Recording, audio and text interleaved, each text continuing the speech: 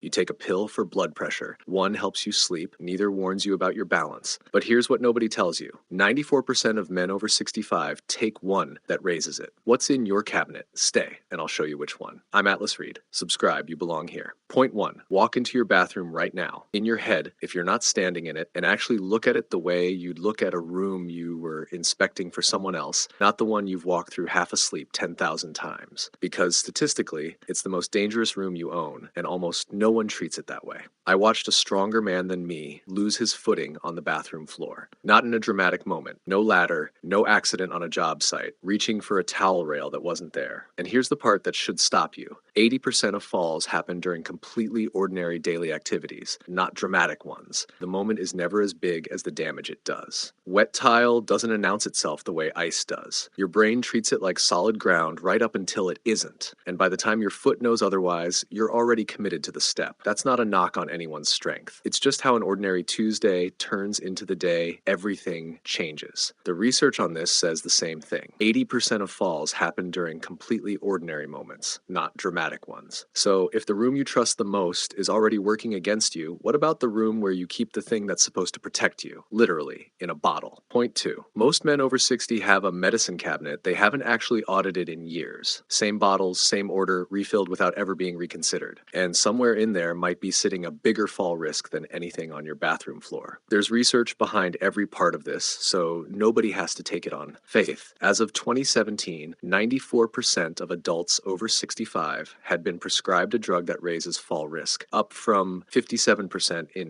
1999. That's not a fringe issue. That's nearly every man in that age group carrying something in his cabinet that works against his balance without ever being flagged as a balance problem. Not because a doctor missed something, because balance was never the question anyone was asking. Here's what almost nobody does with that information. They hear it, nod, and change nothing because it feels like someone else's job to sort out. The move that actually matters is writing down every medication you take, prescription, over the counter, the sleep aid you don't think of as medicine, and asking your doctor one direct question: which of these affects my balance? Most men never ask it because nobody ever taught them it was a fall prevention question and not just a pharmacy question. It costs nothing but a few minutes at your next appointment, and it's the single highest leverage question in this entire video. That's the version of this conversation most men never get in a 15-minute appointment. So it has to start with you asking, not your doctor volunteering it. But even if your cabinet is clean, there's a decision you make every single day without thinking about it once that predicts falls almost as well, and it happens in the closet, not the cabinet. Point 3. What you put on your feet before walking through your own house predicts your fall risk more than most men would guess, and it's a decision most men make on autopilot without ever revisiting it. In one major study, over half of in-home falls happened while someone was wearing slippers, socks, or nothing at all. Think about that. A bald tire is dangerous because it can't grip the road, and every man watching this would replace one before it got that worn. A worn slipper does the same thing to your kitchen floor. No tread left, no support left, and most men keep wearing them for years past the point they'd ever drive on that tire, which is exactly the room-by-room hazard checklist that's still standing after 60. The Complete Independence System walks through. It's linked in the description. If you're watching this on your TV right now, grab your phone and scan the QR code on screen, because footwear is a decision you make standing up. The next hazard catches you the second you stand up. Point 4. There's a moment almost every man over 60 has felt and shrugged off without a second thought. You stand up too fast, and for half a second, the room tilts. Most men file that under getting older and move on, the same way they'd shrug off a stiff knee. It has an actual name, orthostatic hypotension, and it affects somewhere between 20 and 30% of community-dwelling adults over 65. That's not a rare condition you'd need a specialist to find. It's just rarely named, which means it's rarely addressed, which means it quietly sits in a man's morning routine for years. It happens because your blood pressure